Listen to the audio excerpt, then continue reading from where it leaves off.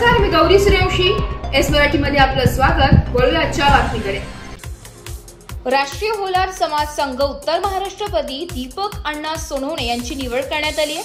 दिनांक 12 ऑगस्ट 2025 रोजी शासकीय आश्रम गृह येथे राष्ट्रीय होलार समाज संघटनेची बैठक संपन्न झाली. राष्ट्रीय अध्यक्ष माणिकराव भडंगे यांच्या आदेशानुसार उत्तर महाराष्ट्र अध्यक्ष दीपक अण्णा सोनवणे यांची निवड ही करण्यात आली असून जिल्हाध्यक्ष सागर जाधव, प्रदेश संघटक राजेंद्र अविळे, सरचिटणीस नितीन सोनवणे, शहराध्यक्ष महेश चौगुले यांची बैठकीत नियुक्ती करून घोषित करण्यात आले. कार्यकर्त्यांनी फटाक्याची आतिषबाजी केली आहे व जल्लोष करत आनंद साजरा केला.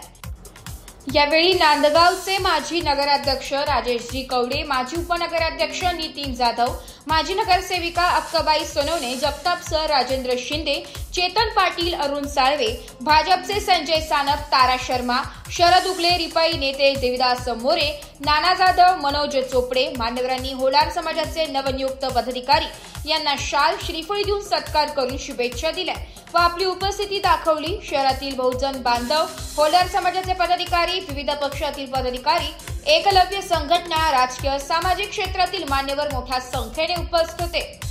सूत्रसंचलन भीमशक्तीचे मनोज चोपडे यांनी केले तर दीपक अण्णा सोनवणे यांनी आभार मानले. एस मराठी न्यूज साठी जिल्हा प्रतिनिधी विजय बडोदे, नांदगाव.